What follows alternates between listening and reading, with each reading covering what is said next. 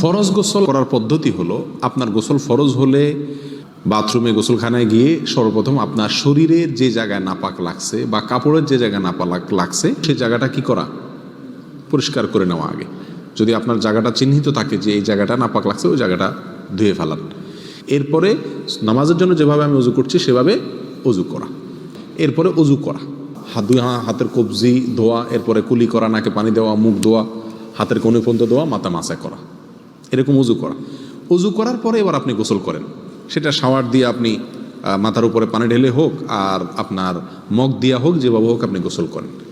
গোসল করা শেষ হয়ে গেলে, গোসল করে যখন বের হয়ে যাবেন, তখন যাওয়ার আগ দিয়া ওই যে পাও দেওয়া বাকি আছে হুজুর, যাওয়ার আগ দিয়া পায়ের ওখানে পানি ঢেলে টাকনো পর্যন্ত পাও ধুয়ে ফেললেন, বাস গোসল হয়ে গেল। এই ভিতরে আপনার শরীরের প্রতিটি অঙ্গের প্রতিটি জায়গায় পানি পৌঁছানোর চেষ্টা করতে হবে। প্রকাশ্য অঙ্গ যেগুলো, নাভির প্যাচ থেকে নিয়ে, বগলের নিচ থেকে নিয়ে, আঙ্গুলের চিপা থেকে নিয়ে, প্রত্যেকটা জায়গায় যেন পানি যায়, সেজন্য সেখানে পানি পৌঁছানোর চেষ্টা করতে হবে। ডলার দরকার হলে ডলবে, যেভাবে ওখানে পানি পৌঁছাতে হবে। কানের প্যাচের ভিতরে, একেবারে গভীরে না, প্যাচগুলোর ভিতরে যেন পানি যায় সেদিকগুলো খেয়াল রাখতে হবে। কোনো একটি জায়গা যদি শুকনা থাকে তাহলে কি হবে না, ফরজ গোসল হবে না। অতএব পরিপূর্ণ শরীর যাতে ধোয়া হয় সেদিকটা খেয়াল রাখতে হবে। নেল পালিশ ইত্যাদি বা কোনো রং টং ইত্যাদির কারণে যদি কোনো আবরণ থাকে শরীরের উপরে, তাহলে সেগুলো সরা নিতে হবে, তা না হলে কি হবে না, ফরজ গোসল আদায় হবে না। কথা, প্রথমে শরীর এবং কাপড় থেকে নাপাকগুলো ধুয়ে নেব, এরপরে অজু করব পূর্ণাঙ্গভাবে, পাও ধোয়া বাদে।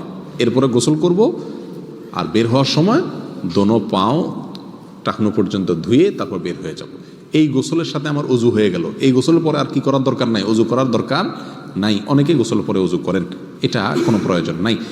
তবে কেউ যদি গোসল করা অবস্থায় তার পেশাব চলে আসে, অনেকে আছে পানির স্পর্শ লাগলে পেশাব বেশি আসে, তো গোসল করা অবস্থায় যদি তিনি পেশাব করে দেন বা অজুভঙ্গের কোনো কারণ তার ভিতরে আসে, তার বায়ু ছাড়লেন, তাহলে তো সেক্ষেত্রে অজু যেটা শুরুতে করছিল ওইটুকু তো আর নাই। তাহলে তাকে আবার কি করতে হবে, নতুন করে গোসলের পরে অজু করতে হবে। এই হলো মোটামুটি ফরজ গোসলের পদ্ধতি।